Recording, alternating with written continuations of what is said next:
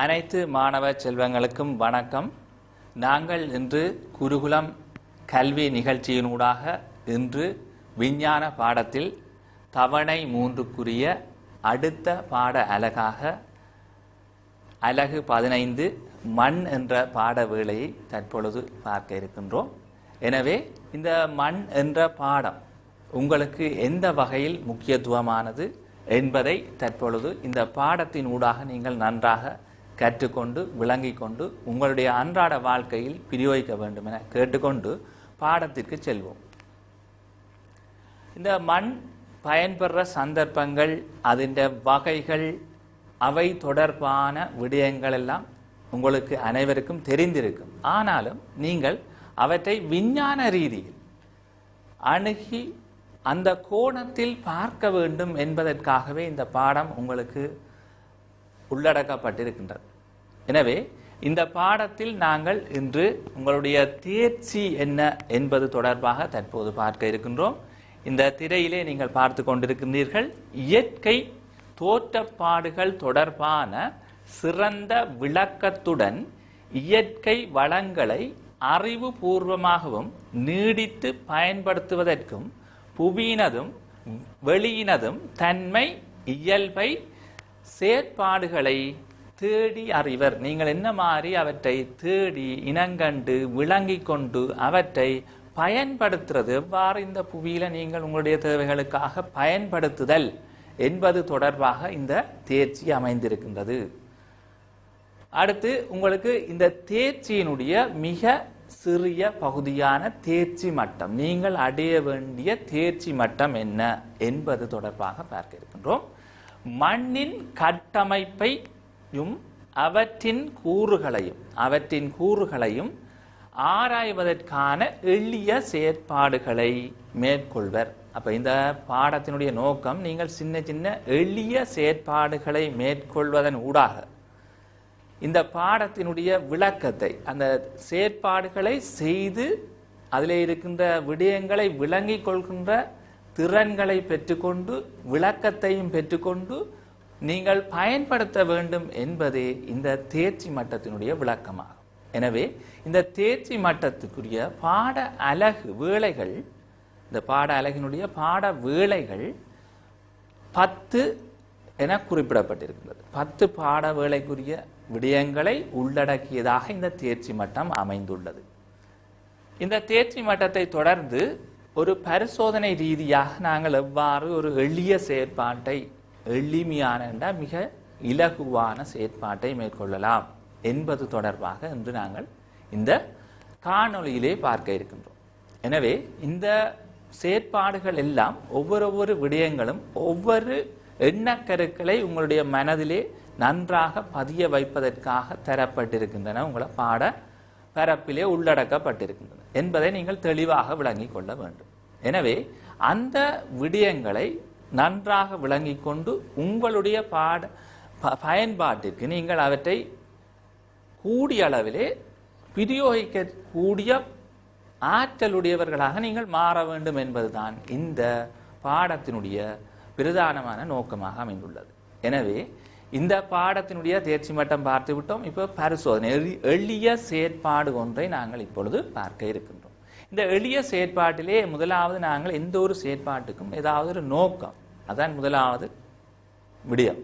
அந்த நோக்கத்திலே பார்த்தீங்கன்றால் மண்ணின் தன்மையை இனங்காணல்,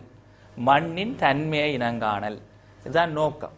அப்போ அந்த இனங்காண்றதுக்கு எங்களுக்கு என்னென்ன தேவை? மண் மாதிரிகள் தேவை, வெள்ளை கடுதாசிகள் போட்டிருக்கிறேன், கைவில்லை என்று தரப்பட்டிருக்கிறது, இதைவிட எங்களுடைய பெட்டி கிண்ணங்கள் தரப்பட்டிருக்கின்றன. இப்படி இந்த பரிசோதனையில் எளிமையாக செய்வதற்காக நாங்கள் சில பொருட்களை இங்கே குறிப்பிட்டிருக்கின்றோம். எனவே இந்த மண் மாதிரிகள் என்பது இங்கே நாங்கள் இந்த இடத்திலே குறிப்பிடப்பட்டு கொண்டிருக்கிறது, முன்னுக்கு வைக்கப்பட்டு இருக்கிறது.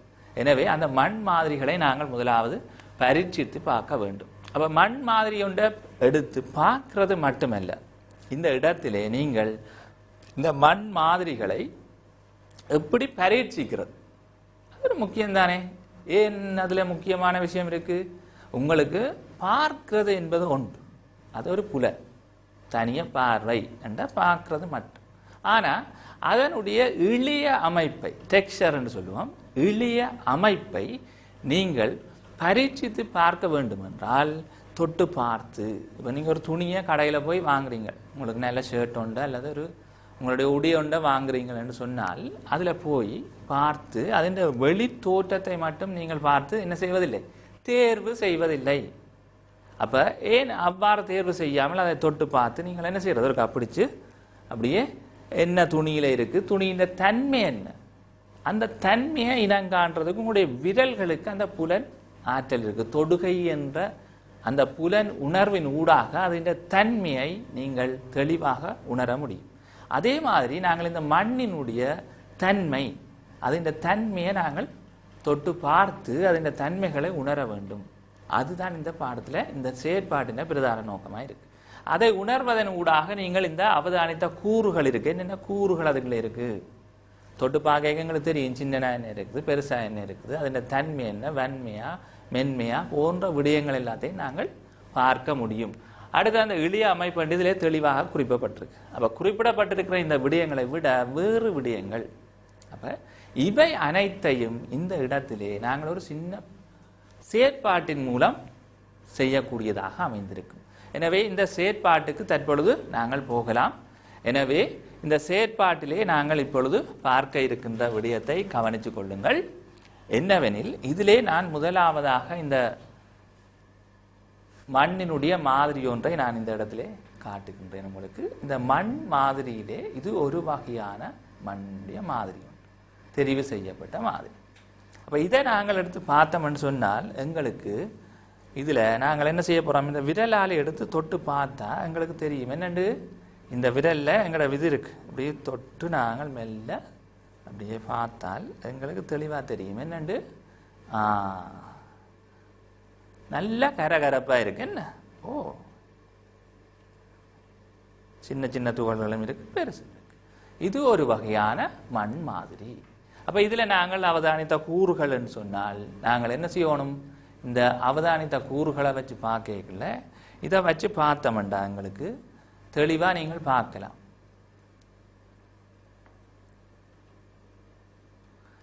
பாருங்க, தெளிவாக பாருங்க, இதுக்குள்ள இருக்கிற கூறுகள் எல்லாம் நிறைய இருக்கு. எனவே இந்த மண் மாதிரியினுடைய தன்மையையும் அதனுடைய இயல்புகளையும் தற்பொழுது நாங்கள் இந்த தெளிவாக அவதானித்திருக்கிறோம். இருக்கிற கூறுகள் என்ன, எப்படியான கூறுகள் காணப்படுகின்றன என்பதை முதலாவது மாதிரியிலே அவதானித்திருக்கிறோம். இந்த முதலாவது மாதிரியிலே இருக்கின்ற தன்மைக்கும் அடுத்து நாங்கள் பார்க்க இருக்கின்ற மாதிரியினுடைய தன்மைக்கும் இடையில் இருக்கிற வேறுபாடுகளை நாங்கள் தொட்டு உணர முடியும். அவ்வாறு ஒவ்வொரு மாதிரிகளையும் பரிசோதிக்க போகின்றோம். இது ஒரு எளிய செயற்பாடு. அப்போ இதில் பார்த்தீங்கன்னா நாங்கள் முதலாவதாக இருக்கிற மண் மாதிரியினுடைய அமைப்பு மணல் பாங்கான இடத்திலே பெற்றுக்கொள்ளப்பட்ட ஒரு மாதிரி. எனவே அது மண் வகையை சார்ந்த ஒரு மாதிரி. ஏன், அங்கே காணப்படுற துணிக்கைகளுடைய பருமன் பெரிதாக காணப்படுகின்றன, அதிக அளவிலே அந்த மணல் துணிக்கைகள் காணப்படுகின்றன. எனவே தான் அதை மணல் மாதிரி என்று குறிப்பிடுகின்றேன். அடுத்து நாங்கள் இதனுடைய அடுத்த மண் மாதிரியை பார்க்க இருக்கின்றோம். இதிலே இது ஒட்டும் தன்மை, அதாவது மணல் மாதிரியிலே ஒட்டும் தன்மை இல்லை, உருந்து அப்படியே கொட்டுப்படுது. அப்போ இலகுவாக உருந்து விடக்கூடிய தன்மை இருக்கிறது, ஒட்டும் தன்மை இல்லை, இடைவெளிகள் அதிக அளவிலே இருக்கின்றன, உக்கல் போன்ற அடியல் போன்ற பகுதிகள் காணப்படவில்லை, பெரிய அளவிலே அதிக அளவிலே இல்லை. எனவே மணல் போன்ற அந்த பெரிய துணிக்கைகள் அதிக அளவில் காணப்படுவதனால நாங்கள் அதை சொல்கிறோம் மணல் மாதிரி. அடுத்து இரண்டாவது மாதிரியை பார்க்க இருக்கின்றோம். இந்த இரண்டாவது மாதிரியை நாங்கள் பார்க்கின்ற போது இதிலே தெளிவாக பார்க்கலாம் நீங்கள். இது ஒரு மண் மாதிரி. இந்த மண் மாதிரியிலே நாங்கள் முதலாவது இதனுடைய தன்மையை நாங்கள் பரிசோதிக்க வேண்டும், தொடுகை ஊடாக தொட்டுணர வேண்டும். அதிலே இருந்ததுக்கும் இதுக்கும் என்ன வித்தியாசம்? இப்போ சிறிதளவை எடுத்து நான் தொட்டு பார்க்குறேன், சாதுவாக ஒட்டும் தன்மை ஒரு சிறிய அதை விட கூடுதலாக இருக்குது, கையிலே ஒட்டி கொண்டு நிற்கிது. உருத்தும் போது உருந்து விழுகிறது, ஆனால் அதை விட சிறிய துணிக்கைகள் கூடுதலாக இருக்கின்றன. அதை விட சிறிய துணிக்கைகள் இங்கே பார்த்தீங்கன்னா தெரியும், கையிலே ஒட்டி கொண்டிருக்கிறது சிறிய துணிக்கைகள் எண்ணிக்கை அதை விட, அதாவது மணல் முதலாவது மாதிரியை விட கூடுதலாக இருக்குது. எங்களோட கைவிரலில் அந்த துணிக்கைகள் காணப்படுவதை நாங்கள் பார்க்கலாம். எனவே அடுத்தது இதனுடைய காணப்படுற கூறுகள் என்னென்ன இருக்கு? இந்த கூறுகள் எப்படி இருக்குன்னு பார்த்தோம்னு சொன்னால், இதிலே கூடுதலாக காணப்படுற இந்த துணிக்கைகளிலே கூறுகளை பார்த்தோம் என்றால், இந்த கூறுகள் சரியான சின்ன துணிக்கைகளுடைய அளவு அதிக அளவிலையும், சின்ன துணிக்கையினுடைய அளவுகள் அதிக அளவிலையும், பெரிய துணிக்கைகளுடைய எண்ணிக்கை குறைவாகவும், இடைவெளியிலே காணப்படுகின்ற ஓரளவான துணிக்கைகள் அதிக அளவிலேயும் காணப்படுகின்றது. எனவே நாங்கள் இந்த துணிக்கைகள் தொடர்பாக பின்னுக்கு விரிவாக பார்க்க இருக்கின்றோம். இது இரண்டாவது மண் மாதிரி. இதை நாங்கள் சொல்லுவோம் மணலும் இந்த களிமண், மிகச்சிறிய துணிக்கைகளை கொண்ட அந்த களிமண் வகைக்கும் கலப்பிலே அதிக அளவில் காணப்படுறது இடைப்பட்ட துணிக்கையின் அளவு. எனவே அது இருவாட்டி மண் அல்லது தோட்ட மண் என அழைக்கப்படுகின்ற வகையை சார்ந்தது. அந்த இடத்தோடு தொடர்பான ஒரு மண் மாதிரி. இது மாதிரி தான். ஏனென்றால் சரியாக உங்களுக்கு தனித்தனியே எடுத்து தரவில்லை, 3 மாதிரிகள் எடுத்திருக்கின்றோம். அவை தெளிவாக உங்களுக்கு காட்டுவதற்காக ஒரு சாம்பிள், அதாவது மாதிரிகள் என்பது ஒரு சாம்பிள் என்று சொல்லுவோம், அது உங்களுக்கு காட்டுவதற்கான ஒரு மாதிரி. தனியே களிமண் என்று சொல்லி தூய்மையான தனிக்களியை நாங்கள் உங்களுக்கு எடுத்து காட்டவில்லை. ஏனென்றால் அதை பெற்றுக்கொள்வதில் உங்களுக்கு சிரமம் இருக்கின்றது. நீங்கள் எல்லோரும் உங்களுடைய வீட்டுக்கு அண்மையிலே பார்த்து கொண்டிருக்கின்ற அந்த விடயங்களை, பெறக்கூடிய விஷயங்களை, அந்த மாதிரிகளை பெறக்கூடியதாக இருக்க வேண்டும். இப்பொழுது நாங்கள் அந்த மண் மாதிரியினுடைய அடுத்த 3வது மண் மாதிரியை பார்க்க இருக்கின்றோம். எனவே அந்த மண் மாதிரியிலே என்ன வேறுபாடு காணப்படுகின்றது என்பதை இப்பொழுது நுணுக்கமாக பார்க்கலாம். இந்த மண் மாதிரியிலே நாங்கள் பார்த்தோமானால் இதனுடைய தன்மை முதலாவது பார்க்க வேண்டும். தன்மை என்னும்போது இதிலே தொட்டு பார்த்தால் கையிலே ஒட்டி கொண்டிருக்குது. பாருங்க வடிவா, தொட்டு பார்த்தால் என்ன செய்து கையில் நன்றாக ஒட்டி கொண்டு வந்திருக்கு. அப்போ ஒட்டும் தன்மை காணப்படுகிறது. அதிக அளவில் இருக்கு ஒட்டும் தன்மை. பார்த்தீங்களா? இது ஒட்டும் தன்மை அதிக அளவிலே காணப்படுகின்ற ஒரு மண் மாதிரி. இப்போ ஒட்டும் தன்மை அதிக அளவில் இருக்கு, சின்ன கூறுகள் அதிக அளவில் இருக்குங்க. பாருங்க, கையை தொட்ட கையை பார்த்தீங்கன்னா அதில் இருக்கிற சின்ன சின்ன சின்ன கூறுகள் மிக அதிக அளவிலே காணப்படுகின்றது. சின்ன கூறுகள் மிக அதிக அளவிலே காணப்படுகின்றன, மிக நுண்ணிய துணிக்கைகள். ஆகவே இந்த நுண்ணிய துணிக்கைகள் அதிக அளவில் கொண்ட ஒரு மண் மாதிரியாக இருக்கிறது, ஒட்டுந்தன்மை காணப்படுகின்றது.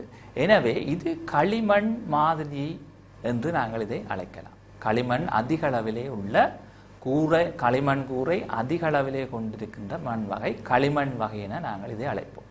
இதிலே பார்த்தோம் என்று சொன்னால் இதை கூறுகளுக்குள்ளே நாங்கள் இதனை தெளிவாக அவதானிக்கலாம். என்னென்றால், இந்த தெளிவாக பாருங்கள், ஆறுதலாக நான் எடுக்கிறேன், கிட்ட கொண்டு போய் விரிவாக பார்க்கின்ற போது இதிலே காணப்படக்கூடிய கூறுகள் வண்டல் மண் சார்ந்த தன்மைகளை விட இதிலே கொஞ்சம் வித்தியாசமாக காணப்படுகிறது. மிகச்சிறிய துணிக்கைகள் அதிக அளவிலே காணப்படுகின்றன. தற்பொழுது இந்த தெளிவான காணொளியை பார்த்திருப்பீர்கள். எனவே இந்த இவற்றின் கூறு காணப்படுகின்ற கூறுகள் என்னவெனில் மிக சிறிய நுண்ணிய துகள்களாக காணப்படுகின்ற அந்த மண் கூறு அதிக அளவிலே காணப்படுகிறது. ஒட்டும் தன்மை காணப்பட்டது அதிக அளவிலே. இதைவிட அவற்றை நாங்கள் எங்களோட விரலினால் தொட்டு உறைஞ்சும் போது அதன் தன்மை, ஒட்டும் தன்மை தெளிவாக புலப்பட்டது. கையில் எடுத்த போது உங்களுக்கு காணப்பட்டிருக்கும் அதில் காணப்பட்ட துகள்கள், சின்ன துணிக்கைகள் அதிக அளவிலே காணப்பட்டது. எனவே இது களிமண் சார்ந்த ஒரு மண் மாதிரி. எனவே நாங்கள் 3 மாதிரிகளை பார்த்திருக்கின்றோம். ஒன்று மணல் சார்ந்த மாதிரி, ஒன்று, 2வது இருவாட்டி மண் சார்ந்த மாதிரி, 3வது களிமண் சார்ந்த ஒரு மாதிரி. இந்த 3 மாதிரிகளும் உங்களுக்கு தொட்டு உணர்ந்து பார்ப்பதன் ஊடாக அவற்றினுடைய வேறுபாடுகளையும் அவற்றின் தன்மைகளையும் அதனோடு காணப்படுற வேறு பதார்த்தங்கள், உட்கள் போன்றவற்றை நீங்கள் தெளிவாக பார்க்க முடியும். எனவே நாங்கள் இப்பொழுது பார்த்த விடயங்களை நீங்கள் இவ்வாறான ஒரு அட்டவணையிலே குறித்து கொள்வதன் ஊடாக அவை தொடர்பான விளக்கத்தை நீங்கள் பெற்றுக்கொள்ள முடியும், ஒப்பிட்டு பார்க்க முடியும். அது முக்கியமானது. எடுக்கின்ற மண் மாதிரிகளுக்கு இடையில் காணப்படுகின்ற வேறுபாடை அந்த மண் என்ன வகையை சார்ந்தது, இந்த மாதிரி ரெண்டு என்ன வகையை சார்ந்தது என நீங்கள் இனங்காண தெரிய வேண்டும். இந்த செயற்பாட்டினுடைய பிரதான நோக்கம் அதுதான். அடுத்து நாங்கள் இந்த மண் கனிப்பொருட்கள், நான் சொன்னேன் சின்ன கூறு, அதில் மணலில் பெரிய அளவிலான கூறுகள் காணப்பட்டது, பெரிய சைஸ், அதனுடைய அளவு பருமன், தமிழில் நாங்கள் பருமன் என்ற சொற்பிரயோகத்தை பாவிப்போம். அந்த பருமன் அடிப்படையில் நாங்கள் இந்த மண் மாதிரிகளில் இருக்கிற கனிப்பொருள் கூறு அது இந்த என்னென்ன மாதிரிகளில் இருக்கு என்பதை இப்பொழுது பார்க்க இருக்கின்றோம். எனவே இந்த மண் மாதிரியில் இருக்கிற அந்த கனிப்பொருளின் கூறுக்கு அமைவாக மணல், அடையல், களிமண், மணல், அடையல், களிமண் என 3 வகையான கூறுகளை நாங்கள் இங்கே பருமன் அடிப்படையில் பார்க்க முடியும். அதிலே பார்த்தோம்னு சொன்னால் மணல் என்பது பெரிய துணிக்கைகளாக காணப்படும்.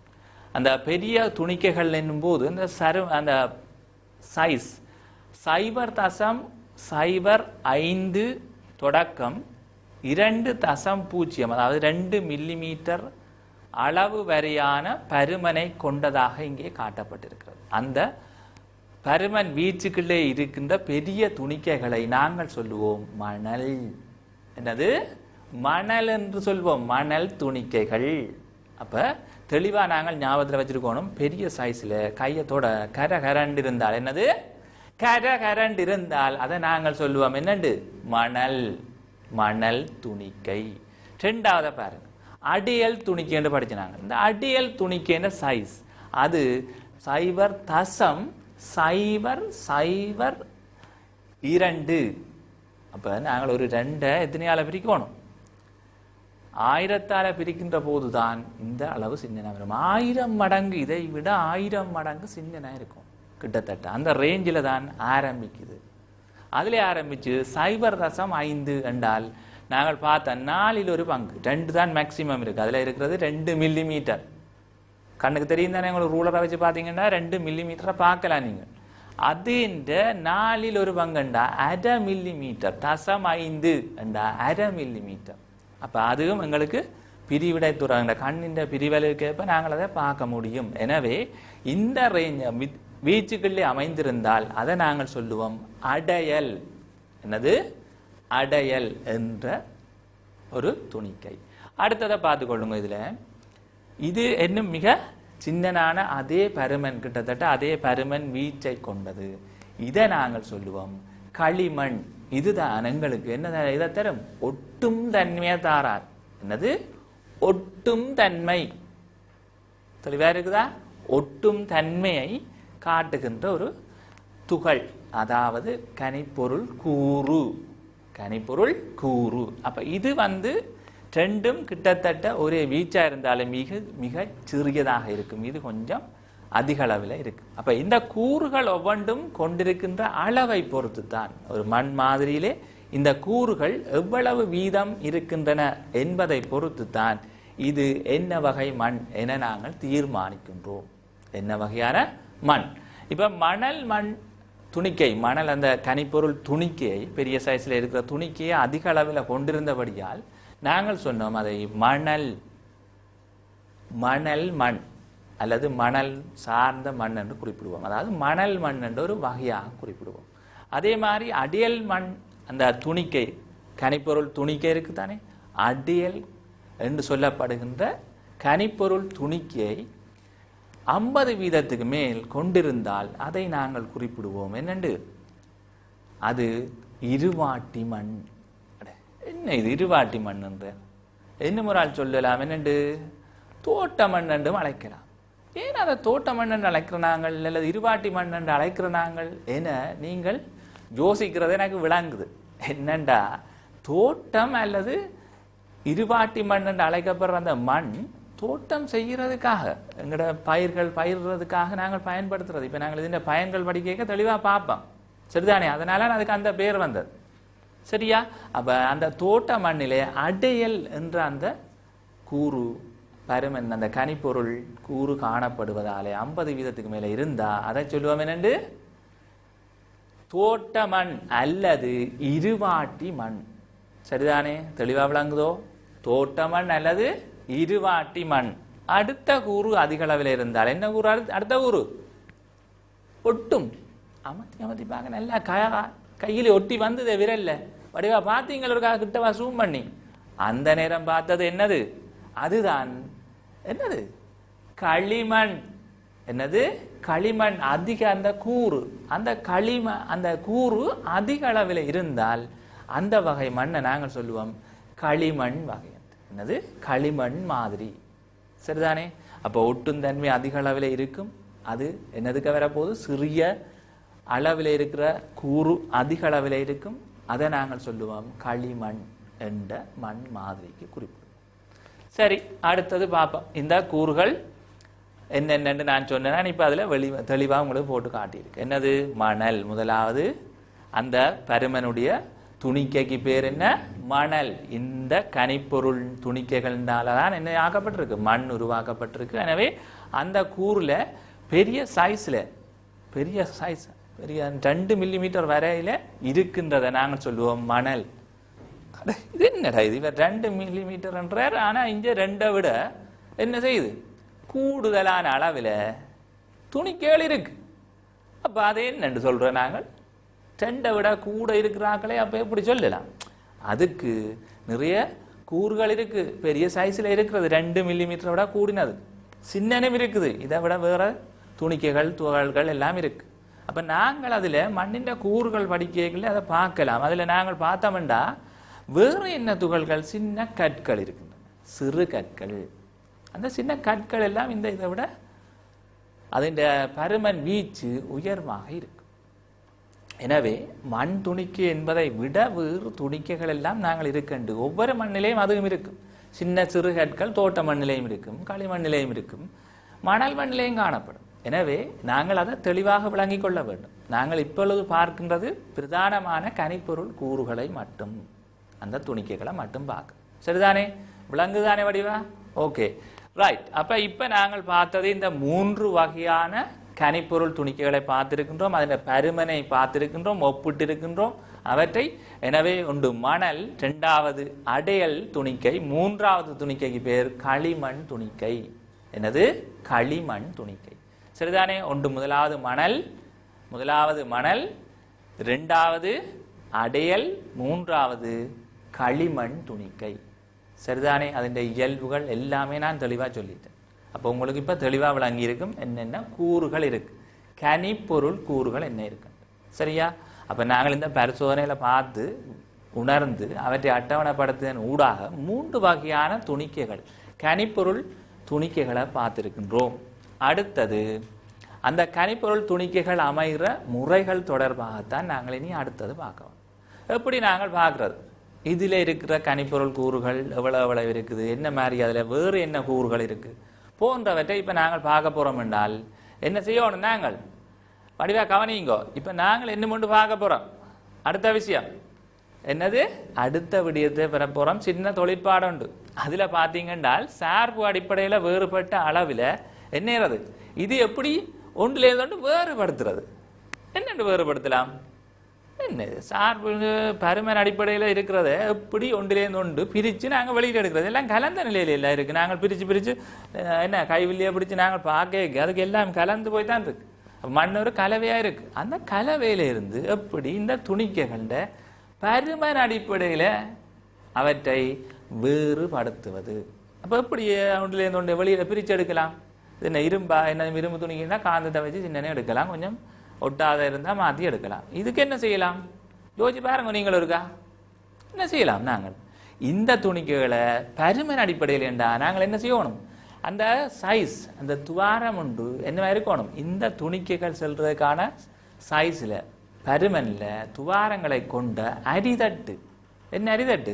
மணல் அரிக்கிறதுக்கு கட்டிட வேலை செய்கிற இடத்துலையும் இருக்கு அரிதட்டு. ஒவ்வொரு சைஸில் அரிக்கிறதுக்கு வெவ்வேறு அளவு பருமன் கொண்டதாக இருக்கு. அது ஒன்று. 2வது இந்த மண்ணை அரிக்கிறதுக்கு இன்னும் சின்ன சைஸுக்கு சின்ன சின்ன துவாரங்களை உடைய இந்த அரி தட்டு காணப்படுகின்றது. நாங்கள் வீட்டை மா அரிக்கிறதுக்கு அம்மா வச்சிருக்கிறாவே அரிதட்டு. என்ன செய்யணும்? நாங்கள் அதுக்குள்ள மா போட்டு அரிக்க அதுக்கு இருக்கிற வண்டுகள் சின்ன சின்ன துகள்கள் வேற எல்லாம் என்ன செய்யும்? மேலே வரும். மா மட்டும் சின்ன துணிக்க கீழே போகும். அதுக்குமே சைஸ் வச்சிருக்கிறோம். என்ன திரிக்கைகளை வாரதுல பெரிய கொஞ்சம் குறுநலாக வாரது இருக்குதானே. அப்போ நாங்கள் என்ன தேவைக்கு ஒவ்வொரு அப்பம் சுடுறதுன்னு சொன்னால் அந்த குறுநல் சைஸில் சொரண்டு இந்த கரண்டு இருக்கும் எங்களுக்கு. அந்த மாதிரி இருக்கிற ஒரு பெரிய துணிக்கைகள் எல்லாத்தையும் நாங்கள் போடுவோம் அப்பத்துக்கு குழச்சி வைக்கல. அதே மாதிரி மாவுக்கு இன்னும் உண்டு இடியப்பத்துக்கு. அது கொஞ்சம் மெல்லிய சின்ன சின்ன துகள்களாக உடைக்கப்பட்டு அரிச்ச 2 வகையான 3 வகையான அரிதட்டுகள் இருக்கு. அதை மாதிரி தான் நாங்கள் மண்ணையும் அரிச்செடுக்கிறதுக்கு என்ன பயன்படுவோம், இந்த அரிதட்டுகளை பயன்படுத்தி கண்கள் என்று சொல்றது. இந்த அரிதட்டில் இருக்கிற அந்த பருமன் இருக்கு தானே, துவாரத்தின் அளவை நாங்கள் சொல்லுவோம் என்னண்டு கண், வலை கண். வலை தானே அது. அரிதட்டில் என்ன இருக்கு, வலை இருக்குது. அந்த வலையில இருக்கிற அந்த தட்டுக்கள்ல இருக்கிற அந்த கண் பருமன் வலை கண்ணை கொண்ட பருமன்ல வேறுபட்ட வலை கண்களை கொண்ட அரிதட்டுகளை பயன்படுத்துவதனூடாக அரித்து நாங்கள் என்ன செய்யலாம், இந்த மண் கனிப்பொருள் கூறுகளை அல்லது இந்த பருமன் அடிப்படையில பிரித்து எடுக்க முடியும். சரிதானே, வடிவா விளங்குதோ? பிரித்து எடுக்கிறதுக்கு நாங்கள் பாவிக்கிறது வீட்டை பாவிக்கிற அரிதட்டு மாதிரி என்ன இருக்கு, மண்ணை அரிச்செடுக்கிறதுக்கு நாங்கள் வெவ்வேறு பருமன் கொண்ட வலை கண்களை உடைய அரிதட்டுகளை பயன்படுத்துவதன் ஊடாக என்ன செய்யலாம், இவற்றை தெளிவாக வேறுபடுத்தி அரித்து பெற்றுக்கொள்ள முடியும். சரிதானே, ரைட். அடுத்தது பார்ப்போம். இதில் பார்த்தால் என்னது, மண்ணின் வகை. இதை நான் இப்போ சும்மா சொன்னார் உங்களுக்கு. என்னென்று பருமன்ற சைஸுகள் சொல்லியக்குள்ள அதில் இருக்கிற கூறுகள் கனிப்பொரு கூறுகளுடைய அடிப்படையிலே அவை கொண்டிருக்கின்ற அளவு பெருமானத்துக்கு ஏற்ப நாங்கள் என்ன செய்யலாம், இதை வகைப்படுத்தலாம் என்று சொன்னேன். அந்த வகைப்படுத்தலாம் இப்போ அடங்கியுள்ள கனிப்பொருள் கூறுகளுடைய அளவுக்கு ஏற்ப. அப்போ 50% விட எந்த கூறு அதிக அளவில் இருக்குன்னு பார்க்கணும். பார்த்தோம்னு சொன்னால் அந்த கூறினுடைய அதிக அளவில் இருந்தால் அவை ஒவ்வொன்றுக்கும் நாங்கள் மணல் என்ற அந்த கனிப்பொருள் கூறு அதிக அளவில் இருந்தால் அதை சொல்லுவோம் என்னண்டு, மணல் மண்.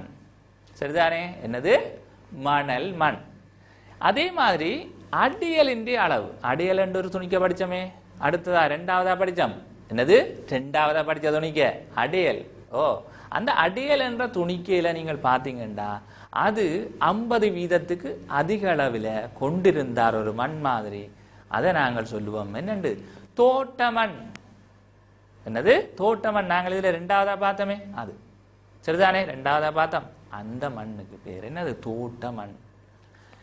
அதே மாதிரி களிமண், ஒட்டுமே தொட நல்லா ஒட்டி ஒட்டி வந்தது, அந்த மாதிரி இருக்கிற மண்ணுக்கு என்ன பேர், அதுக்குத்தான். அது இந்த கூறு சின்ன சின்ன கூறு, ஒட்டும் தன்மையான கூறு அதிக அளவில் இருந்தா அதுக்கு பேர் என்ன, அதுதான் களிமண். இது இந்த களிமண் நான் உங்களுக்கு படிப்பிக்கலாம் வேண்டி இப்போ படிப்பிச்சோண்டு கேட்க எனக்கு ஒரு கதை ஒன்று ஞாபகம் வருது. நான் போன கதை கொண்டு ஞாபகம் வருது. போன இடத்துல நடந்த ஒரு விடியம் எனக்கு மீண்டும் ஒருக்கா ஞாபகத்துக்கு வருது. இதை படிச்சோண்டு போ, என்ன தொடர்புண்டு பார்த்தீங்களே. களிமண்ணுன்னா எனக்கு வருது. ஒரு அவசரமாக இப்படித்தான் வலிக்கிட்டு ஒரு கல்யாண வீடொண்டுக்கு வலிக்கிட்டுக்கு போகிறாங்க. போகுது, ஒரு பக்கம் போனால் ஒரே மழை. என்னடா இப்போ ஒரே மழையாயும் இருக்குது, ஒரே அடித்து வாங்குது ஒரு பக்கத்தால், எல்லாம் வெள்ளம் எல்லாம் ஓடுது. ஆனாலும் என்ன செய்யறது, முக்கியமான ஆள் கட்டாயம் போக வேணும்னு சொல்லி எல்லாம் வடிவா உடுத்து வெளிக்கிட்டு எல்லாம் போட்டுக்கிட்டு செண்டெல்லாம் அடிச்சு கிடிச்சு பாலி காயா எங்கே போனாங்க வெளிக்கிட்டு சரி என்று சொல்லி, நீ என்ன மழை தானே என்று எல்லாம் காரையும் ஏறி காரில் எல்லாம் வலி ஹாயா போய் இறங்கி அங்கே ஒரு கிராமத்தில் நடந்த நிகழ்வு. அப்போ கிராமம்ண்டா அங்கே போக நல்ல இதாக தான் இருக்கு. மழையெல்லாம் பெஞ்சு ஓஞ்செல்லாம் கொஞ்சம் வடிஞ்சு எல்லாம் சும்மா கிளீனாக அந்த பார்க்க எங்களுக்கு சும்மா பச்சை பசையிலண்டு கண்கொள்ளா காட்சியாக இருக்குன்னு ரசித்து கொண்டு போய் இறங்கி அங்கே வீட்டுக்கு போகிற கடையில் கொஞ்சம் தூரம் நடந்து போக வேண்டி கிடந்துச்சு. சரி எல்லாரும் இறங்கி எல்லாம் வேலை சந்தோஷமாக சரி மழையண்டாலும் நேரத்துக்கு வந்து சேர்ந்துட்டோம்ண்டு. பெரிய கொட்டையெல்லாம் அடிச்சிருக்குது, எல்லாம் கலகலண்டு இருக்குது, சோடுனி எல்லாம் அப்படி அந்த மாதிரி இருக்குதுன்னு பார்த்து ரசித்து கொண்டு கீழே கவனிக்காமல் மண் தானே என்றொண்டு போனால் போன இடத்துல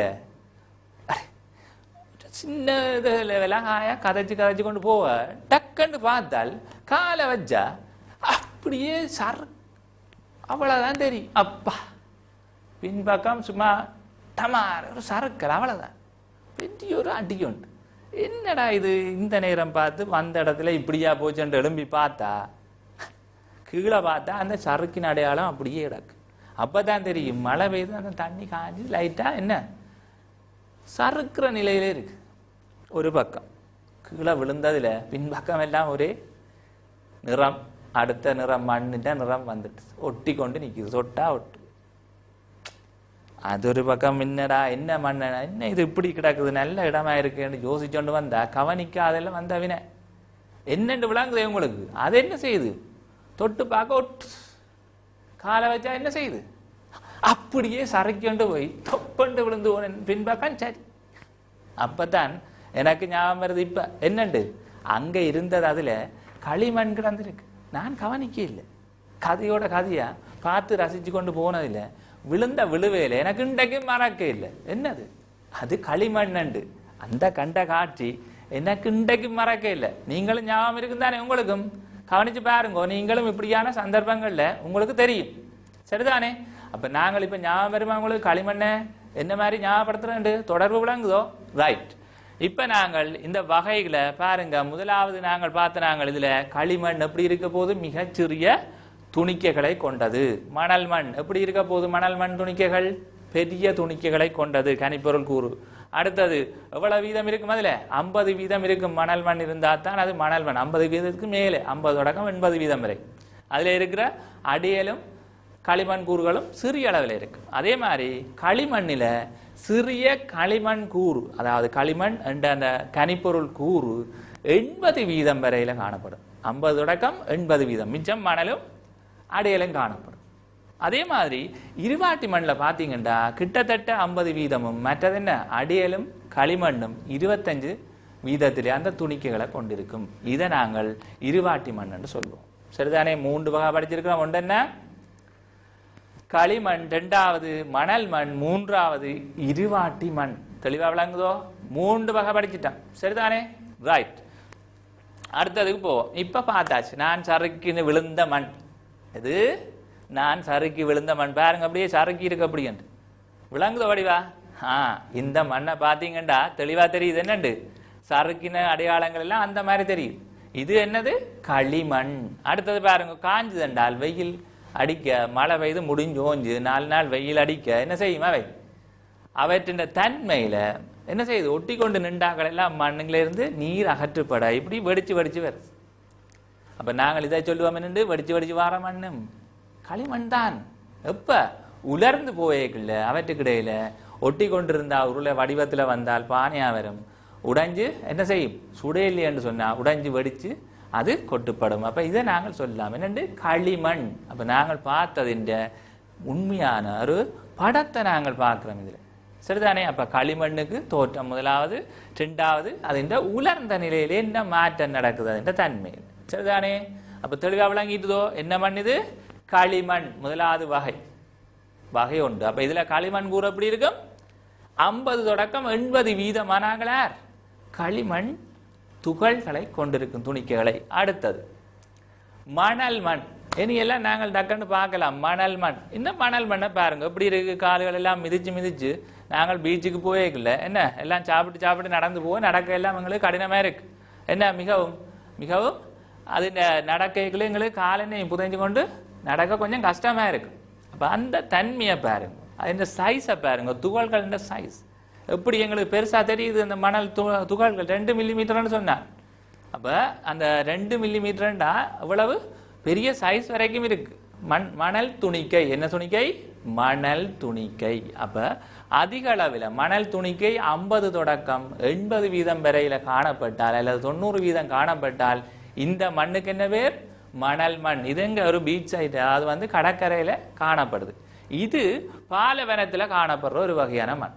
என்னது பாலைவனத்துல இருக்கிற மண் அப்ப நாங்கள் இதுல சொல்லுவோம் என்னண்டு பாலைவனத்துல இருக்கிற மண் ரைட் அடுத்ததுக்கு போவோம் பாருங்க இது அடுத்தது என்னது இருவாட்டி மண் என்ன மண் இருவாட்டி மண் இந்த இருவாட்டி மண்ணில பாத்தீங்கன்னு சொன்னா என்ன இருக்க போகுது அதுல அந்த தன்மையா பாருங்க அதிக அளவில் அடையல் என்ற கூரை கொண்டிருக்கும் என்னது அடையல் என்ற கூறு அதிக அளவில் 50 தொடக்கம் 80 வீதம் என்ன இருக்க போது அடையல் என்ற கூறு காணப்படுகிறது அடையல் என்ற கூறு காணப்படுது இதுல கையில் எடுத்து வச்சிருக்கிறாங்க பாருங்க நிறத்தை அதிண்ட துகள்கள் வந்து இருக்கிற சைஸ் சின்னனா தான் இருக்கும் எங்கட களிமண் கூறு போன்ற அளவு திட்டத்திலான அதுவும் பருமன் காணப்படுது ஆனால் அடியல் என்ற அந்த கூறு அதிக அளவில் இருக்கும் இதை நாங்கள் சொல்லுவோம் என்னண்டு இருவாட்டி மண் என்ன மண் இருவாட்டி மண் சரிதானே தெளிவா விளங்குதோ என்ன மண் இருவாட்டி மண் அப்போ இந்த இருவாட்டி மண்ணினுடைய பயன்பாடுகள் எல்லாம் நாங்கள் திரும்ப ஒவ்வொன்றா பார்க்க இருக்கின்றோம். இப்பொழுது அடுத்த மண்ணுக்கு போவோம். அந்த மண் வகை 3 பார்த்துட்டோம். என்னென்ன? களிமண், மணல் மண், இருவாட்டி மண் 3 பார்த்தாச்சு. இப்போ அவற்றின் தன்மை இவ்வளவு நேரம் எல்லாம் டெஸ்ட் பண்ணி பார்த்தோமல்லோ, அந்த தன்மையை பார்க்க போறோம். முதலாவது பாருங்க, மண் வகை 3 வகை. ஒன்று களிமண், மணல் மண், இருவாட்டி மண். இப்போ இந்த 3 வகையான மண்ணையும் பார்த்தாச்சுது. இதுல முதலாவது களிமண் வகையை பாருங்க. என்ன தன்மை? ஒட்டக்கூடியது. என்னது? ஒட்டக்கூடியது என குறிப்பிடப்பட்டிருக்கு. அப்போ ஒட்டும் தன்மை வடிவா பார்த்தீங்க, நான் கையில தொட்டு காட்டினான் எப்படி ஒட்டி கொண்டுட்டான், விளங்குதானே? சரி, இப்ப பாப்போம். அடுத்தது மணல் மண். என்ன செய்தது? கடகடன்னு என்ன செய்யுது? உருந்து கொட்டுனது. உதிரும் தன்மை. என்னது? உதிரும் தன்மை என்று சொல்லுவோம். அப்ப அந்த உதிரும் தன்மை என்ன செய்யும்? அந்த மண் வந்து தட்ட என்ன செய்யும்? நான் கையில் எடுத்து வச்சு தொட்டு உருத்தும் போது கடகடன்னு உருந்து கொட்டணும். நாங்கள் அதில் ஒரு உருவம் செய்யலாமா? மணல்ல கடற்கரையில் ஒன்று உருவம் நீங்கள் பிடிச்சி விட கொஞ்சம் இதில் கொஞ்சம் நேரத்திலேயே உருந்து எல்லாம் கொட்டுப்பட்டு உதிரும் தன்மை. ஒட்டுற தன்மை இல்லை, அதை சொல்லுவோம் உதிரும் தன்மை. அப்ப உதிரும் தன்மையை கொண்டிருக்கு. இது அதிக அளவு சேதன பதார்த்தங்கள். என்னது? இருவாட்டி மண் அதிக அளவில் சேதன பதார்த்தங்களை கொண்டிருக்கும். அப்ப அந்த சேதன பதார்த்தம் என்ன? அதுல இருக்கிற அந்த கூறுகள் வந்து அடியல்ன்ற கூறு அதிக அளவிலையும் அதோட சேதன பதார்த்தங்களையும், அதாவது இறந்த தாவர விலங்குகின்ற இந்த கூறுகளை அதிக அளவில், அவை இறந்து பிரியாகத்துக்கு உட்பட்ட பகுதியான கூறுகளை அதிக அளவில் கொண்டிருக்கு. அதானே தாவர வளர்ச்சிக்கு மீள உதவும். அதனால அது என்னன்னு சொல்லுவோம், அந்த மண்ணை இருவாட்டி மண்ணின் தன்மை இந்த மாதிரி என்னத்தை அதிக அளவு சேதன பதார்த்தத்தை கொண்டிருக்கும். விளங்குதோ வடிவா? தன்மையண்டா என்னன்னு தெளிவா விளங்கிட்டு. ஓகே, அடுத்தது உள்ளடக்கம். அதுக்குள்ளே யார் உள்ளடக்கம்டா என்ன? அதுக்குள்ள அந்த மண்ணுக்குள்ள இருக்கிற அந்த உள்ளடக்கம் எப்படி இருக்க போகுது? எந்த வகையான கனிப்பொருள் கூறு அதிக அளவில் இருக்கு, அதுதான் உள்ளடக்கம். பாருங்க, அப்ப இதுல பாத்தீங்கன்னா எப்படி இருக்கு உள்ளடக்கத்துல? களியின் அளவு, களிமண் அந்த கனிப்பொருள் கூறுன்ற அந்த துகளின் அளவு அதிக அளவில் இருக்கும். அதுதான் என்னது? களிமண். பேரோடான் சம்பந்தம். அதிக அளவில் கனிப்பொருள் கூறுகள் காணப்பட்டா களிமண். 2வது பாருங்க, அதிக அளவு மணல் என்ற அந்த கூறு பெரிய சைஸ் கரகரண்டு இருக்கும், உதிர்ந்தன்மையானது. அதை கொண்டிருந்தால் 2 மில்லிமீட்டர் அளவில் பருமன் இருக்கு அதிக அளவில், அதை சொல்லுவோம் என்னண்டு? மணல் மண். என்ன கூறு? அதிக அளவில் மணல் என்ற கனிப்பொருள் கூற கொண்டிருந்தால் மணல் மண். அடுத்தது பாருங்க, மணல், அடையல், களி எல்லாத்தையும் 3 கூறுகளையும் கொண்டிருக்குது. என்ன இருக்கு? எல்லாம் கிட்டத்தட்ட சம அளவில் கூடின அளவுக்கு என்ன செய்யும்? அது சேதன பதார்த்தங்களை உள்ளடக்கின மண் தான் இருவாட்டி மண். என்னத்துக்கு உகந்தது? பயிர் செய்கைக்கு உகந்த மண். விளங்குதோ தெளிவா? ஓகே, அப்ப இப்ப நாங்கள் இதுல அடுத்த விஷயத்துக்கு வர போறோம். என்னது? அதுக்கு இருக்கிற இன்னும் கூறுகள் இருக்கு. இதுக்குள்ள என்ன இருக்கு? மண்ணுக்குள்ள இருக்கிற வழி. அந்த வழி எந்த மாதிரி இருக்க போகுது? வழியின் அளவு, வழி உள்ளடக்கம் எப்படி இருக்கு மண்ணுக்குள்ள, அதான் அடுத்தது. அதுல பாத்தீங்கன்னா என்ன இருக்க போகுது? களிமண் துகள்கள் சின்ன குட்டி குட்டியா துகள் இருந்தா, குட்டி குட்டியா கல்லுகளை வச்சா அந்த அதுக்குள்ள பாத்தீங்கன்னா இருக்கிற இடைவெளியும் எப்படி இருக்கும்? சின்னனா இருக்கு. சரிதானே? பெரிய பெரிய பாறை வடிவத்தில் இருக்கிற பெரிய கல்லுகளை அடுக்கி போட்டு அதுக்காக நீங்கள் பூந்து போகலாம். அந்த அளவுக்கு இடைவெளி வரும் பெரிய சைஸ் பாறைகளா இருந்தா. கல்லண்டா அடுத்த சைஸ்ல வச்சு பாருங்க எப்படி இருக்கும்? அதுக்குள்ள வார இடைவெளி இன்னும் குறைவா இருக்கு. நாங்க பூந்து போயிலாம் பாம்பு, பூச்சிகள், மற்ற ஓனான எலிகள் எல்லாம் ஓடக்கூடியதா இருக்கு. அதை விட சின்ன அரைஞ்சி கல்லில் வச்சு பாருங்க, அதுக்குள்ள இன்னும் சின்ன இடைவெளி. அப்படி அதுக்குள்ள இருக்கிற அந்த இடைவெளிக்கு யார் இருக்கிறது? சும்மா பார்த்தா ஒன்றும் இல்லாத மாதிரி தான் தெரியும். என்ன இருக்கு அதுக்கு? நான் சொன்னேன் நான் முதல்ல என்னண்டு, மூச்சை எழுத்து விட்டு பாருங்க, அப்ப என்ன வருது? இதுல இருக்கிறான் வெளியா தெரிகிறது எல்லாம் என்னது? அதுக்கு வழி இருக்கிறார். அதே மாதிரி தான் மண்ணுக்குள்ளையும் இருக்கிற அந்த துணிக்கைகள் இடைவெளிக்குள்ள யார் இருக்கு? இந்த வழி காணப்படுது. விளங்குதானே உங்களுக்கு? அப்ப வழி சும்மா பார்க்க ஒன்றும் இல்லாத மாதிரி இருக்கும், வெறும் வழியா இருக்குன்னு யோசிக்க கூடாது. அதுல இருக்கிறது என்னது? மண் வழி. அப்ப 3 வகையான மண்ணுக்கையும் இருக்கும். மண்ணுக்கு வழி இல்லாட்டி தாவரங்கள் ஒன்றும் வளர இயலாது. சரிதானே? அப்ப ஏன் தாவரம் வேர் சுவாசிக்கணுமே, உயிரோட இருக்கணும்னா என்ன நாங்கள் என்ன செய்யறோம்? வடிவா மூச்சு இழுத்து வெளியில விட்டு கொண்டிருக்கிறோம், சுவாசிச்சு கொண்டு. சுவாசிக்காட்டி நாங்கள் என்ன செய்வோம்? இறந்து போயிடுவோம். அதே மாதிரி தான் தாவரமும் வளர முடியாது. அப்ப அதுக்கு மண் வழி தேவை. வேர் வளரணுமே, வளர்ந்தா தானே உறிஞ்சி நீரை உறிஞ்சி எல்லாம் கனிப்பொருள் எல்லாம் உறிஞ்சி மேலே உணர்ந்து உணவை தயாரிக்கலாம். அதுக்காகத்தான் சொல்றேன். அப்ப என்ன இருக்கு, மண்ணுக்குள்ள எல்லாம் வழி இருக்கு. ஆனா இருக்கிற அளவிலே ஒரு வித்தியாசம். என்னது, அளவு தான் வேறுபாடு. பாருங்கோ, ஆக்களுக்கு ஆக்கள் ஒவ்வொரு வேறுபாடுகள் இருக்கு தானே. அதே மாதிரி இந்த மண் வழியும் ஒவ்வொரு வகை மண்ணுக்கும் இடையில வேறுபட்ட அளவில் காணப்படுது. முதலாவதா பாருங்க, என்னது களிமண். களிமண்ணில இடைவெளி என்னது, சின்ன சின்ன இடைவெளியா இருக்குமே. சின்ன கூறு எல்லாம் சின்ன சின்ன கூறு தானே பாருங்க. அப்ப அங்க இடைவெளி எப்படி இருக்கும், சின்ன சின்ன இடைவெளியா இருக்கும். அப்படி சின்ன இடைவெளி என்ன அங்க எப்படி இருக்கும், நிறைய இருக்கலும் இடம் வெளியா இருக்குமா? அதை நாங்கள் சொல்லுவோம் என்னண்டு, அங்க குறைந்த அளவில் இருக்கும். அடுத்ததை பாருங்க, மணல் கூறுகள சைஸ் என்ன, பெரிய பெரிய சைஸ்ல இருக்கு. துகள்கள் பார்த்தினாங்களானே என்ன மாதிரி இருக்கும், பெரிய சைஸ்ல இருக்கு. அதுல 2 மில்லிமீட்டர் வரையில இருக்கு. அப்ப அந்த துகள்களுக்கு இடையில இருக்கிற இடைவெளியும் என்ன செய்யும், பெரிய அளவில் இருக்கிறபடியா துணிக்கைகள், அந்த துணிக்கைக்கு இடையில இருக்கிற இடைவெளிகளும் பெருசா இருக்கும். அப்ப என்ன வரும், அங்க அதிக அளவு இடைவெளி வரும். அப்ப அந்த இடைவெளி யார் நிரப்புறது, இந்த வெறுமையா இருக்குன்னு யோசிக்கிறீங்களா, அது யார் நிரப்ப போறார், இந்த மண் வழி நிரப்பும். அப்ப அதிக அளவு மண் வழி இருந்தால் மணல் மண், குறைந்த அளவு மண் வழி இருந்தால் அது என்னது, களிமண். ரெண்டாவது மூன்றாவது பாருங்க, இருவாட்டி மண். இது தாவரங்கள வளர்ச்சிக்கு என்ன ஏற்ற மண்ணுன்னு சொன்னாங்க. அங்க என்ன இருக்கும், போதிய அளவென்றால் தாவர இந்த வளர்ச்சி இதுகளுக்கு தேவையான அளவில் கொண்டிருக்கும். அதிக அளவும் இல்லை, குறைஞ்ச அளவும் இல்லை, தேவையான அளவு. ஆறது இருவாட்டி மண். அதுதானே எங்களுக்கு தேவை. எல்லாம் தேவையான அளவில் இருந்தால் எங்களுக்கு திருப்தி தானே, தாவர வளர்ச்சிக்கு உதவுது தானே. அந்த மண்ணுக்கு தான் பேர் என்னது, இருவாட்டி மண்ணில் எப்படி இருக்குது, போதிய அளவு தேவையான அளவு இருக்குது. சரியா, ஓகே. அடுத்ததை பார்ப்போம், மண் நீர் என்னும் ஒரு கூறு.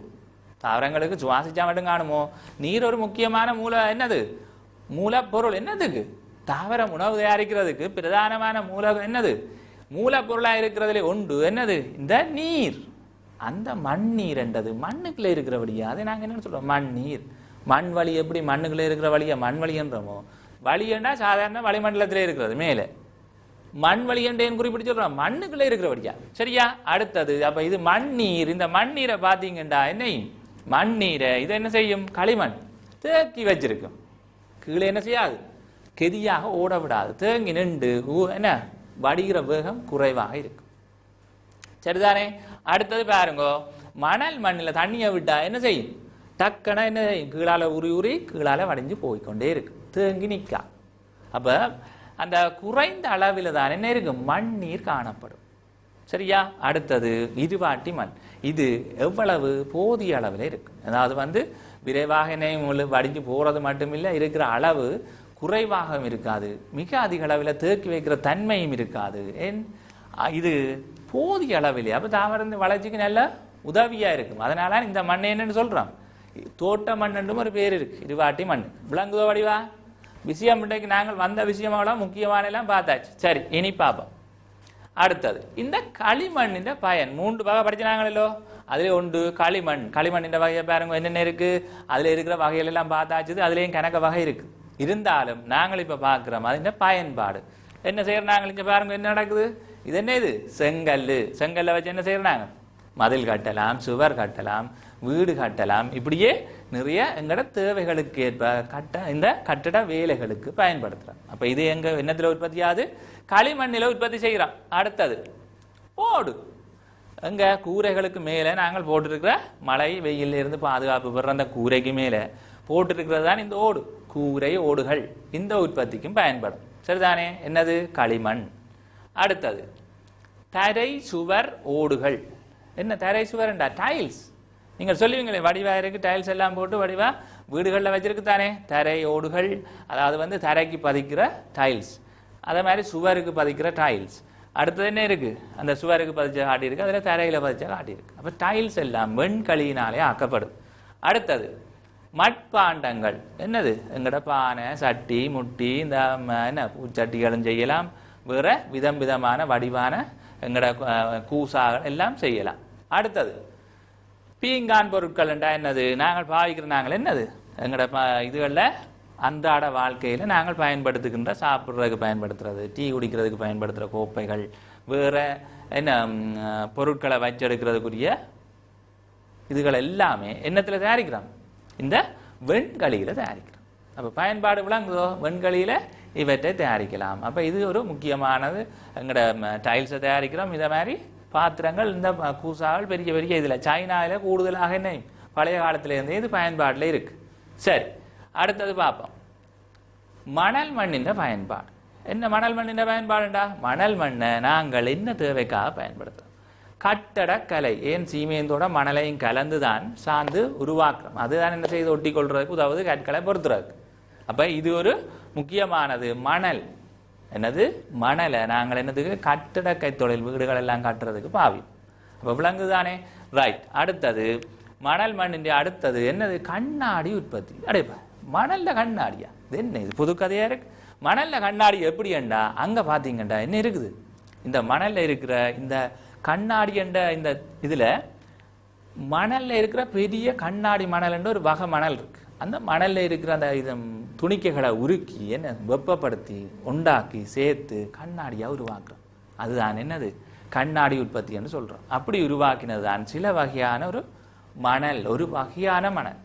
சரிதானே? அப்ப கண்ணாடி உற்பத்தியில நாங்கள் தேவையான கிளாஸுகள் இதுகள் எங்கட கண்ணாடியில செய்கிற எல்லாம் என்னதுக்கு வரும்? கூசால் இதுகள் எல்லாமே கண்ணாடி உற்பத்தியில வரும். விளங்குதோ வடிவா?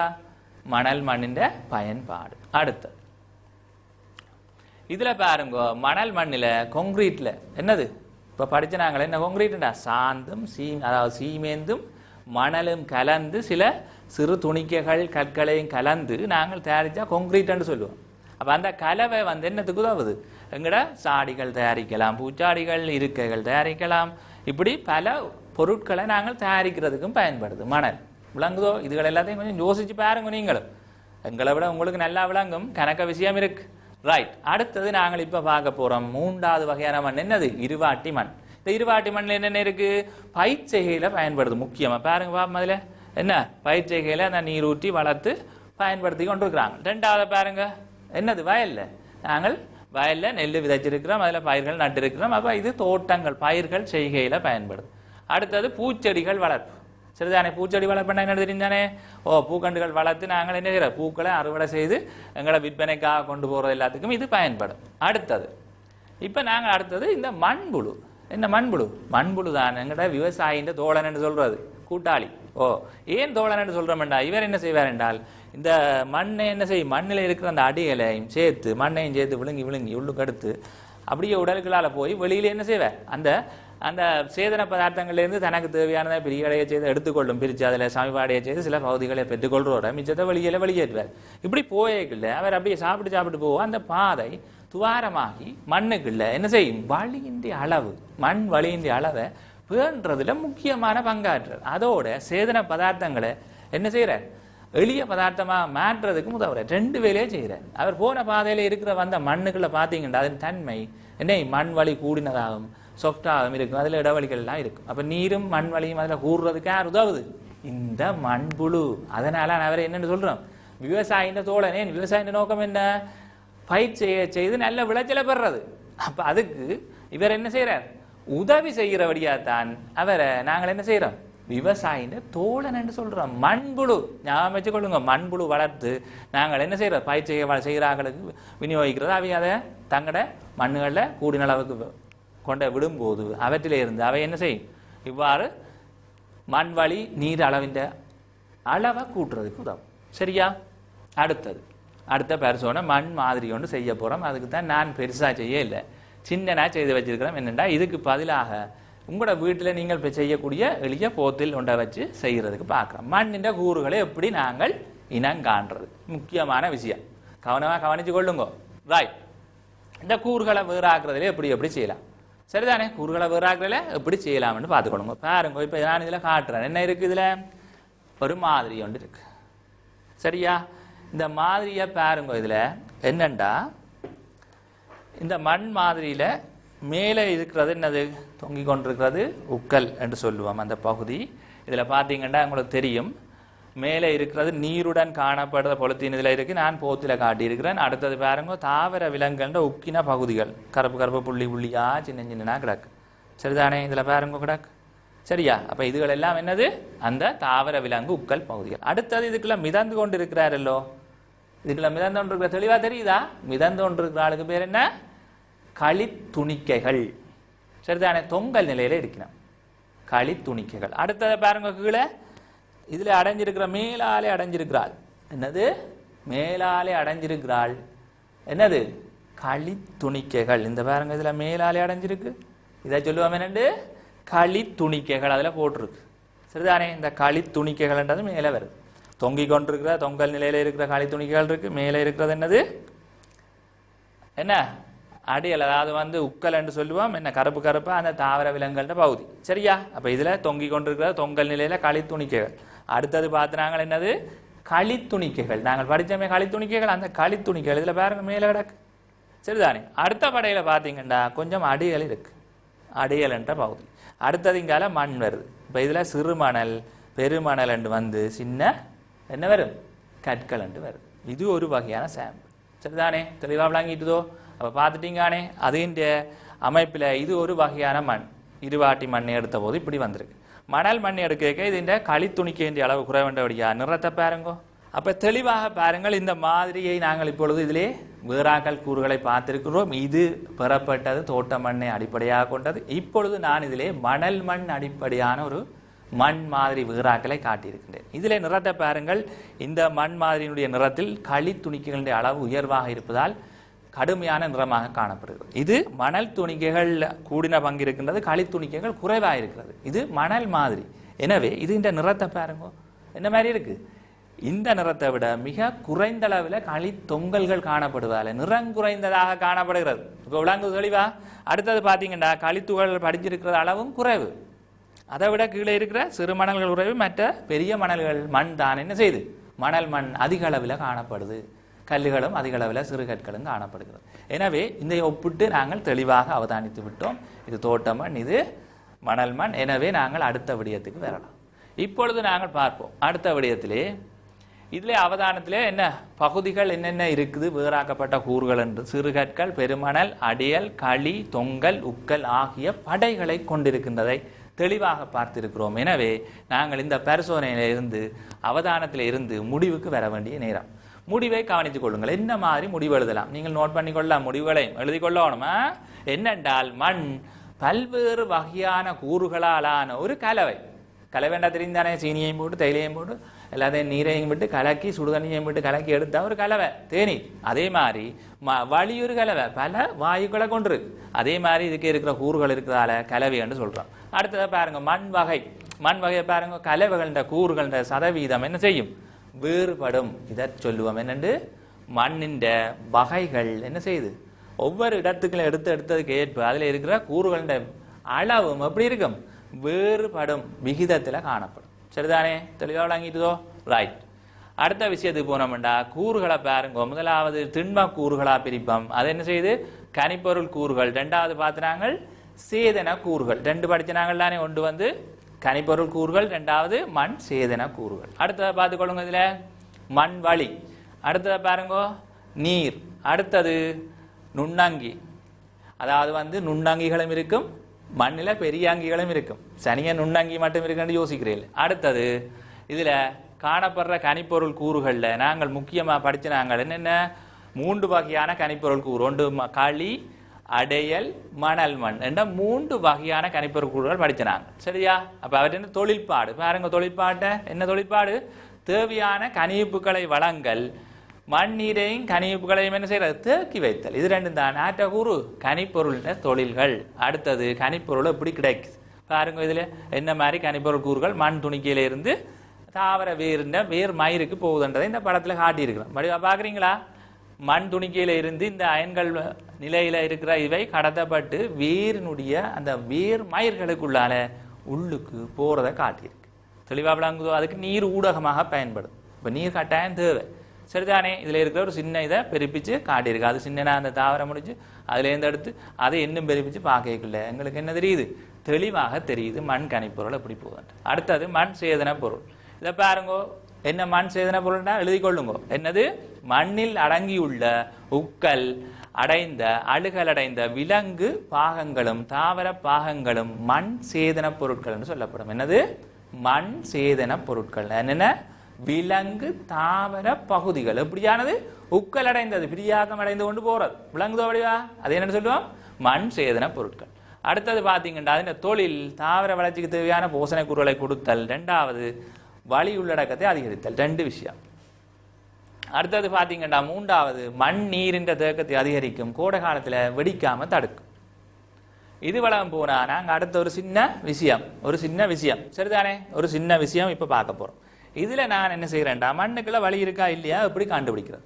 அதுக்கு ஒரு சின்ன வழி, நீங்கள் வீட்டு ஒரு ஜாம் கிளாஸ் எடுங்கோ சரிதானே, லேபில் இருக்கிற வீக்கர் தான் வேணுமெண்டு இல்லை. இந்த மண் வழியை நான் இப்போ என்ன செய்ய போகிறேன், இருக்கா இல்லையான்னு பார்க்குறதுக்கு இதுக்காக போட போகிறோம். அப்போ பாருங்க, இதுக்கு நான் இப்போ போடக்குள்ள இந்த மண்ணுக்குள்ளே இருக்கிற வழி என்ன செய்வார், வழியில் வெளியேறி வருவார்.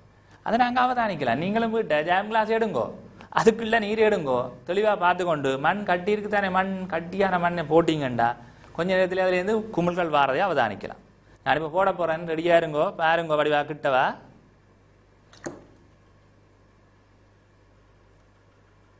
வாயு குமிழ்கள் வருதில்ல, பாருங்க தெளிவா.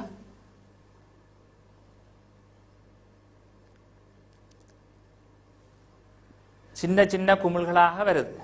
இதில் பாருங்க, இதுக்குள்ள சின்ன சின்ன குமிழ்களாக வழி குமிழ் வெளியேறுகின்றது. எனவே நாங்கள் என்ன முடிவு வரலாம், இந்த மண் துணிக்கையில் என்ன இருக்கு, இந்த மண்ணுக்குள்ள என்ன இருக்கு, வழி இருக்குன்ற முடிவுக்கு வரலாம் சரிதானே. அப்போ நீங்கள் வீட்டுக்கா செய்து பாருங்க. அப்போ நாங்கள் இந்த விஷயத்தை எப்படி செய்கிறதுன்னு காட்டி தந்தேன் நான். அப்போ உங்களுக்கு தெளிவாக விளங்கி இருக்கு. மண் கட்டி எடுத்து நாங்கள் இதுக்கு போட்டோம்டா இதில் வார என்ன வரும், மண்ணில் இருக்கிற வழி நீர் உள்ளுக்கு போக வெளியேறி வரும் சரிதானே. அப்போ நாங்கள் மண் வழியை பார்த்தாச்சு, இதுதான் விஷயம். போட்டாச்சுது வார இது வழி குமிழ் வெளியில் வந்தால் என்ன அறுத்து குமிழி குமிழியாக வரும். அதை நாங்கள் என்னென்னு சொல்ல போகிறோம், மண் வழி வெளியேறுதுன்றதை பார்த்துட்டோம் சரியா. அப்போ மண் வழின்ற தொழில் என்ன, தாவர வேர்களுக்கும் என்ன செய்யறது, மண் அங்கிகளுக்கும் ஆக்சிஜனை கொடுக்கணும். அப்போ தானே உயிரோடு இருக்கலாம். சுவாசத்துக்கு தேவையான ஆக்சிஜனை வழங்குதல். வித்து முளைக்கணும்னா என்ன வேணும், ஆக்சிஜன் வேணும். அப்போ தானே என்ன வித்தும் வளர்ச்சி அடைந்து முளைத்து வெளியில வரும். அதனால அதுவும் என்ன செய்யுது, முளைக்கிறதுக்கும் என்ன தேவை, இந்த வழி ஆக்சிஜன் தேவை. அடுத்தது பாவம் மண் அமைப்பு நெகிழ்வடைய செய்கிறது. அது நான் சொன்னானே, விவசாய தோழன் என்ன செய்தவரன், அதே மாதிரி தான் என்னை நெகிழ்வடைய செய்கிறதுக்கு இந்த மண் வழி இருந்தால் தான், இடவழி நிகழ்ந்தால் தான் வேறு மயிர்கள் அதுக்குள்ள வளர்ந்து அதுக்குள்ளேருந்து நீரை கணிப்புகள் எல்லாத்தையும் பெற்றுக்கொள்ளலாம். விளங்குதே, ஓகே. அடுத்தது பார்த்தோம்டா அது இந்திய அமைப்பு எப்படி இருக்கு, மண் வழி இருக்கிற இடத்த பாருங்க. மண் வழி எங்கே இருக்கு, நீருக்குள்ளே இதுக்கும் இடையில இருக்கிற வழியாக காட்டி இருக்கிறது. வடிவ ஏஆர் ஸ்பேஸ் காட்டியிருக்கு. நீரின்றிய இது காட்டியிருக்கு.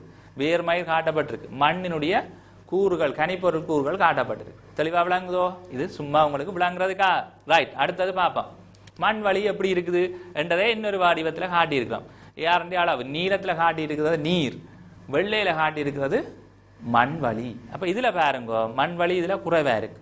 ஏன்னா உங்களுக்கு பெருப்பிச்சு காட்டினா தானே விளங்கும், அதுக்காக பெருசாக்கி சூம் பண்ணி காட்டியிருக்கிறோம். இந்த ஒரு கூரை பாருங்க, இதுக்கு மண் வழியின் அளவு குறைவு. நான் சொன்னேனே இங்கே இருக்கிறத பாருங்க, முதலாவதா இருக்கிறதுல என்ன இருக்கு, மண் வழியின் அளவு கூடுதலாக இருக்கு. நீரின் அளவு இதை விட இங்கே எப்படி இருக்கு, நீரின் அளவை விட உண்மையாக ஒப்பிட்டு பார்க்க எங்களுக்கு எது தெரியுது, மண் வழியின் அளவு இந்த 2வது படத்தை விட 1வது படத்தில் கூடுதலாக காணப்படுது. இதில் நீரின் அளவு கூடுதலாக இருக்கு. இப்போ நீர் கூடுதலாக அதுக்கு போக நான் பார்த்தேன் வெளியில் யார் வருவார், மண் வழி வெளியேறி போயிடுவார். அப்போ நீரும் ஓரளவு போதிய அளவு இருந்தால் மண் வழியும் போதிய அளவு இருக்கும். விளங்குதோ வடிவா. அப்போ ஒப்பிட்டாச்சோ, எப்படி கண்டுபிடிக்கிறேன்னு சொல்லி தந்துட்டேன். நீங்கள் இருக்கா வீட்டை செய்து பார்க்கணும் சரிதானே. ஓஹோ, அடுத்தது பார்ப்போம் மண் வழியின் சதவீதத்தை பாருங்க. 25% மண் வழியும் 25% மண் நீரும், எங்கட கனிப்பொருள் கூறுகள் 45%, சேதன அடையல் பதார்த்தங்கள் எத்தனை வீதம், அதுதான் எவ்வளவு, கொஞ்சம் தான். உக்கலா இருக்கிறார்கள் அளவு என்ன, மிக குறைவு. எவ்வளவு, 5% 100க்கு.